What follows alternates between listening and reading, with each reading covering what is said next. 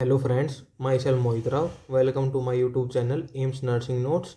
आज हम एक बहुत ही इंपॉर्टेंट टॉपिक के बारे में डिस्कस करेंगे जो एग्जाम पॉइंट ऑफ व्यू से बहुत ज़्यादा बार आता है, जिसका नाम है वॉरफेरिन एंड हिपेरिन।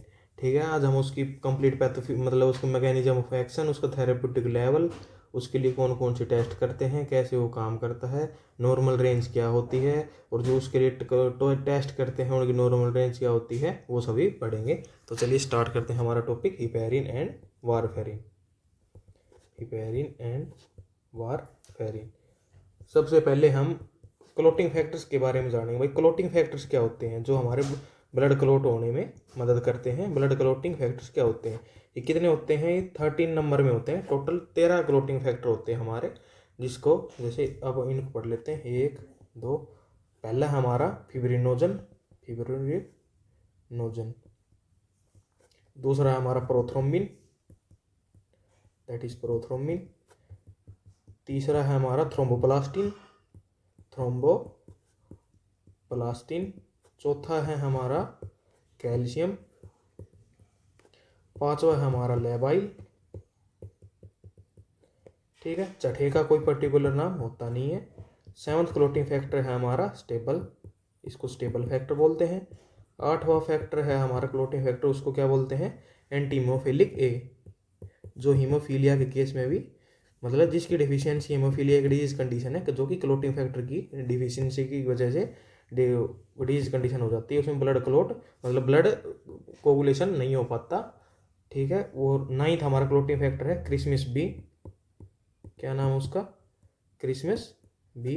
जो 10th फैक्टर है हमारा, 10th क्लोटिंग फैक्टर, उसका क्या नाम है? Stuart, Stuart power. ठीक है, जो 11th फैक्टर हमारा, उसका क्या नाम है? उसका नाम है प्लाज्मिन एंटीसीडेंट, प्लाज्मिन एंटीसीडेंट। ठीक है, एंड जो हमारा 12th क्लोटिंग फैक्टर, उसका क्या नाम है? Hageman factor, Hageman factor. और जो हमारा लास्ट 13 क्लोटिंग फैक्टर है, उसका नाम है fibrin stabilising factor, fibrin stabilising factor. ठीक है, ये हमारे 13 क्लोटिंग फैक्टर्स हैं। पहला फिब्रिनोजन, दूसरा प्रोथ्रोम्बिन, तीसरा थ्रोम्बोप्लास्टिन, चौथा कैल्शियम, पांचवा लेबाइल, छठे का कोई पर्टिकुलर नाम नहीं होता, सातवां क्लोटिंग फैक्टर स्टेबल, आठवां एंटी हीमोफिलिक ए, नौवां क्रिसमस बी, 10वां स्टुअर्ट पावर, एंड 11वां प्लाज्मिन एंटीसीडेंट, 12वां एकमैन फैक्टर, 13वां हमारा फिब्रिन स्टेबलाइजिंग फैक्टर। अब इसकी एक ट्रिक भी है। ये ट्रिक वो ट्रिक कौन सी है जिसको मतलब याद करने के लिए कौन सी ट्रिक है? Foolish people try climb long slopes after Christmas, some people have fallen. मतलब ये हमारी एक ट्रिक है हमारे पास इन क्लोटिंग फैक्टर्स को याद करने के लिए। Foolish people try climbing long slopes after Christmas, some people have fallen. आप 2-3 बार इसको रिपीट करोगे तो आपको याद हो जाएगा। फुलिश से फिब्रिनोजन, मतलब इसके पहले वर्ड को हमें पढ़ना है। भाई, पहला वर्ड क्या है इनमें? जैसे फुलिश से फिब्रिनोजन बन गया, पीपल से प्रोथ्रोम्बिन, ऐसे करके हमारे 13 क्लोटिंग फैक्टर हमें याद हो जाएंगे। जैसे foolish people try climb long slopes after Christmas, some people have fallen. तो इनके पहले जो वर्ड है उसका पहले अक्षर को, टेक्स्ट को लेकर हम इनके सभी क्लोटिंग फैक्टर्स को याद कर देते हैं, जो कि हमारे 13 क्लोटिंग फैक्टर्स होते हैं। अब हम अपने मेन टॉपिक पर आते हैं। भाई, हमने क्या स्टार्ट किया था, वो था हिपेरिन एंड वॉरफेरिन। सबसे पहले हम पढ़ते हैं वॉरफेरिन के बारे में। ठीक है, सबसे पहले हम पढ़ेंगे वॉरफेरिन। वॉरफेरिन में क्या होता है? अब चलो वारफेरिन स्टार्ट करते हैं। वारफेरिन किस पे काम करता है? क्लोटिंग फैक्टर, जो हम ब्लड कोगुलेशन होता है, क्लोटिंग होता है, वो कौन कौन से फैक्टर पर काम करता है? एक तो एक्सट्रिंसिक पाथवे होता है इनका, extrinsic pathway and intrinsic pathway. दो पाथवे होते हैं ब्लड कोगुलेशन की प्रोसेस के लिए। मतलब ये बहुत डिटेल में है, लेकिन हम ऊपर से देख लेते हैं। भाई, ये मतलब आप ये याद रखना, भाई दो पाथवे हैं इसके, extrinsic pathway and intrinsic pathway. जो हमारा वॉरफेरिन है, जो हमने वॉरफेरिन हेडिंग डाली, वॉरफेरिन स्टार्ट करते हैं। वॉरफेरिन किसके ऊपर काम करता है?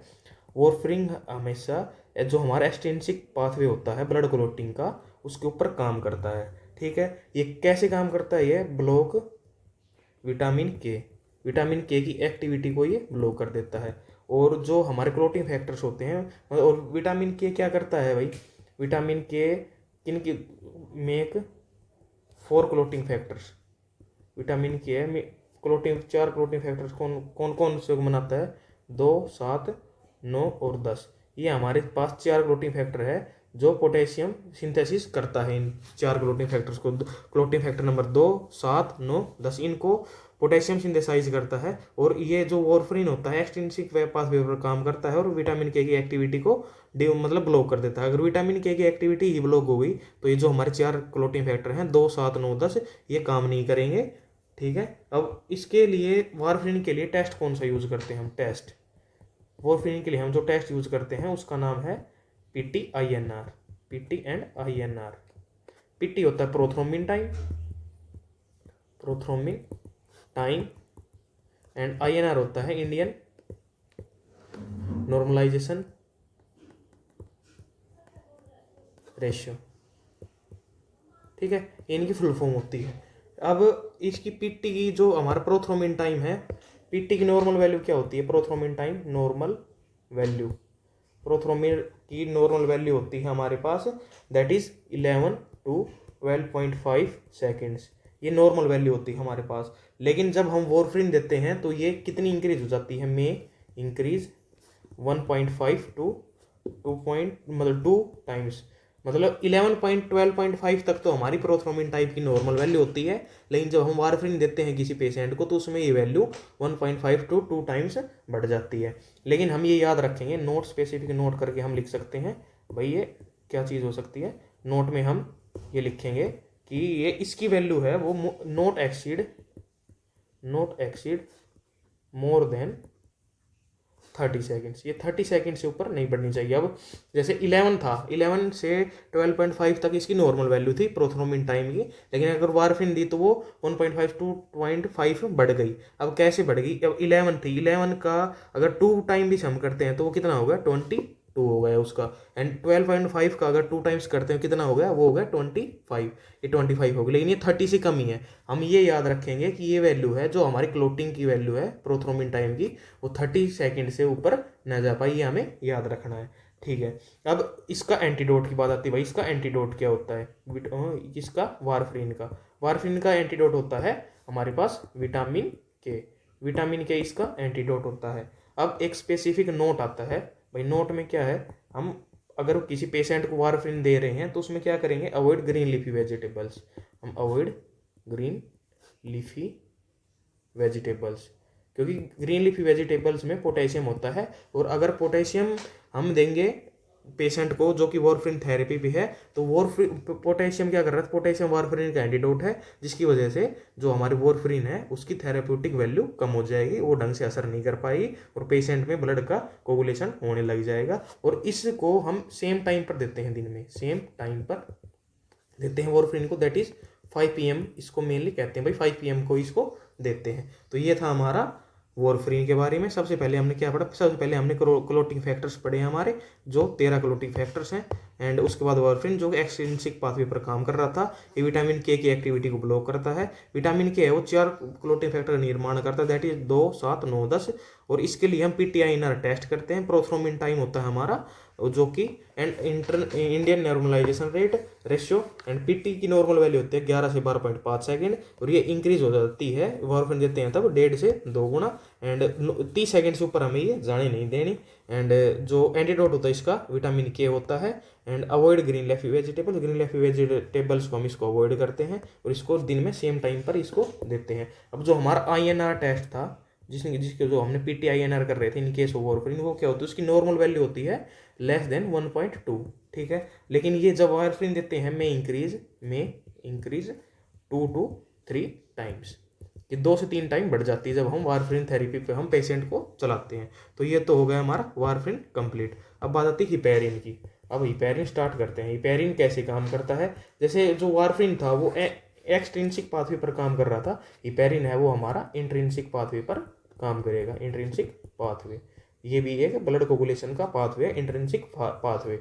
अब हिपैरिन होता है वो एक तरह से 2 तरह में बढ़ जाता है हिपैरिन, किस किस में, एक तो फ्रैक्शनल एक तो फ्रैक्शनल हिपैरिन, एक अनफ्रैक्शनल हिपैरिन। अनफ्रैक्शनल हिपैरिन, जो फ्रैक्शनल हिपैरिन होता है वो कौन सा होता है, LMWH। LMWH जिसको हम सबकुटेनियस रूट से देते हैं। यह क्या है, लो मोलिकुलर वेट हिपैरिन। ये लो मोलिकुलर वेट हिपैरिन होता है। लेकिन जो अनफ्रैक्शनल हिपैरिन होता है वो IV देते हैं, हम IV हिपैरिन इसको बोलते हैं। ठीक है, अब स्पेसिफिक बात आती है भाई ये कैसे कैसे टाइम पीरियड इनका बांटते हैं। जो LMWH होता है वो तो लॉन्ग एक्टिंग होता है, एंड जो हमारा IV हिपैरिन होता है वो शॉर्ट एक्टिंग होता है। शॉर्ट एक्टिंग बट लेकिन ये फास्ट काम करता है IV हिपैरिन, और स्लो काम करता है LMWH। लेकिन long acting LMWH and short acting is IV heparin. अब इसके लिए टेस्ट कौन सा यूज करते, जो टेस्ट यूज करते हैं इसके लिए हिपैरिन के लिए वो होता है APTT, जो कि होता है एक्टिवेटेड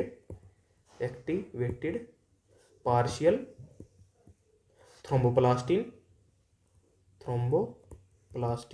टाइम। ये इसके लिए हम टेस्ट करते हैं। इसका फिर उसके बाद आती है इसकी नॉर्मल वैल्यू क्या होती है। नॉर्मल वैल्यू वो क्या होती है, नॉर्मल वैल्यू इसकी होती है हमारे पास दैट इज 27 to 33 सेकेंड। ये इसकी नॉर्मल वैल्यू होती है APTT टेस्ट की। एंड मतलब क्या करना है, अब जब मान लो हमने कोई पेशेंट के ऊपर हिपैरिन चल रही है, चाहे वो IV चलो चाहे सबकुटेनियस, मतलब चाहे फ्रैक्शनल चलो या फिर अनफ्रैक्शनल चलो, उसमें थेरापेटिक लेवल इसे टेस्ट करते तब आती है 27 से 33 सेकेंड तक। अब बात आती है कि भाई इसमें जो अगर ये 60 सेकेंड से degree if less than 60 second, लेकिन अगर इसका 60 सेकेंड से अगर नीचे असर रहता है तो हम इंक्रीज डोज, हिपैरिन की डोज को इंक्रीज कर देते हैं। और अगर 90 सेकंड से ऊपर चला जाता है, 90 सेकंड से ऊपर चला गया तो ये करते हैं टू डिक्रीज डोज। अब सीधी सी बात है भाई 27 से 33 तक इसका नॉर्मल थेराप्यूटिक लेवल था, जो कि ये कितना बढ़ जाता है 2 से 1.5 जो 1 से मतलब 1.5 to 2.5 टाइम से बढ़ जाता है। कितना बढ़ता है ये 1.5 to 2.5 टाइम्स, 1.5 से 2.5 गुना ही बढ़ जाता है। अब मान लो 27 है, 27 का 1.5 गुना करते हैं और 33 का 1.5 गुना करते हैं या फिर 2.5 गुना करते हैं, तो वो उसकी वैल्यू 60 और 90 सेकंड के बीच में आनी चाहिए। अगर 60 सेकंड से लेस आ रही है तो हम हिपैरिन की डोज को बढ़ा देंगे, और अगर 90 सेकंड से ज़्यादा जा रही है तो हम हिपैरिन की डोज को घटा देंगे। अब इसका एंटीडोट क्या होता है हिपैरिन का, हिपैरिन का एंटीडोट होता है प्रोटामाइन सल्फेट, जो IV फॉर्म में हम देते हैं। ठीक है, तो ये थे हमारी हिपैरिन एंड वारफिन। वारफिन को हमने दोबारा रिपीट कर दिया था, एक बार हिपैरिन को करते हैं। हिपैरिन हमारे इंट्रेंसिक पाथवे पर काम करता है, जो हमारे ब्लड कोगुलेशन के पाथवे होते हैं, that is intrinsic pathway and extrinsic pathway. Warfarin कर रहा था एक्सट्रिंसिक पाथवे पर, हिपैरिन कर रहा है इंट्रेंसिक पाथवे पर।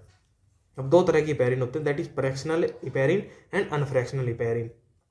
फ्रैक्शनल हिपैरिन LMWH होता है, लो मोलिकुलर वेट हिपैरिन, जो कि हम सबकुटेनियस रूट से देते हैं। एंड अनफ्रैक्शनल होता है IV हिपैरिन, जिसको हम IV रूट से देते हैं। जो LMWH हिपैरिन था वो लॉन्ग एक्टिंग होता है, and IV heparin short acting होता है। अब टेस्ट कौन सा परफॉर्म करते हैं, टेस्ट परफॉर्म करते हैं इसमें APTT, activated partial thermoplastic time, जिसकी नॉर्मल वैल्यू होती है 27 से 33 सेकंड। लेकिन जब हम हिपैरिन देते हैं उसमें तो वो 1.5 to 2.5 तक इंक्रीज हो जाती है। जब कोई पेशेंट हिपैरिन थेरेपी पे होता है तो APTT की वैल्यू 1.5 से 2.5 तक बढ़ जाती है। अब नॉर्मल वैल्यू बता दी हमने 27 से 33 सेकंड। अब हम हिसाब लगाएंगे भाई कोई पेशेंट उसको एंटीकोगुलेंट चल रहा है, जैसे हिपैरिन चल रही है, तो उसमें क्या किया भाई हिपैरिन दे दिया, उसकी नॉर्मल वैल्यू होती है 27 से 33 सेकंड APTT की, और हम APTT परफॉर्म करेंगे तो 1.5 से 2.5 गुना बढ़ जाएगी। अब 27 का है तो अब 1.5 गुना लगा लो या फिर 2.5 गुना लगा लो। 2.5 गुना लगाएंगे तो भी वो 60 सेकंड से ऊपर होना चाहिए। अगर 60 सेकंड से नीचे मिलेगा ये टाइम पीरियड, मान लो 27 गुना 1.5 करते हैं, अगर वो 60 सेकंड से नीचे है तो हम हिपैरिन की डोज को बढ़ा देंगे। और लेकिन अगर जो वो हमने हिपैरिन की इंजेक्शन दिया और वो टाइम पीरियड 90 सेकंड से भी ऊपर बढ़ा गया तो हम हिपैरिन की डोज को डिक्रीज कर देंगे, क्योंकि इसमें हिपैरिन देते हैं तब 1.5 से 2.5 गुना ही बढ़ता है। अब इसका एंटीडोट होता है प्रोटामाइन सल्फेट, जो कि हम IV फॉर्म में यूज करते हैं। तो ये था आज का हमारा टॉपिक हिपैरिन एंड वारफिन, जिसमें हमने क्लोटिंग फैक्टर्स के बारे में पढ़ा, हिपैरिन के बारे में पढ़ा, उनके पाथवे, वारफिन के बारे में पढ़ा, एंटीडोट उसमें क्या क्या हम भाई यूज़ करते हैं, कितना टाइम पीरियड होता है नॉर्मल टेस्ट का, कौन कौन से टेस्ट हम करते हैं। अब एक शॉर्ट में बताएं तो वारफिन के लिए किया जाता है that is PT and INR, ये 2 टेस्ट होते हैं वारफिन के लिए। एंड हिपैरिन के लिए एक टेस्ट होता है हिपेरिन की थेरेप्यूटिक रेंज को जांचने के लिए, दैट इज एपीटीटी। ये दो मतलब ये इस पूरी क्लास में दो मेन पॉइंट तो बनते ही बनते हैं, एग्जाम में पूछा जाता है, और एक इनके एंटीडोट पूछे जाते हैं। वारफिन के लिए पीटीआईएनआर एंड हिपेरिन के लिए एपीडीटी। वह कैसे याद करना, वारफरीन आर आर है तो इसमें आर आर है, वारफरीन हिपेरिन में एपीडीटी। ये आपको याद कर 2-3 बार अगर आप याद करोगे तो आपको याद हो जाएंगे। तो और इस क्लास की पीडीएफ आपको टेलीग्राम चैनल पर मिल जाएगी, जिसका डिस्क्रिप्शन आपको मतलब जिसका लिंक आपको डिस्क्रिप्शन में मिल जाएगा। Thank you.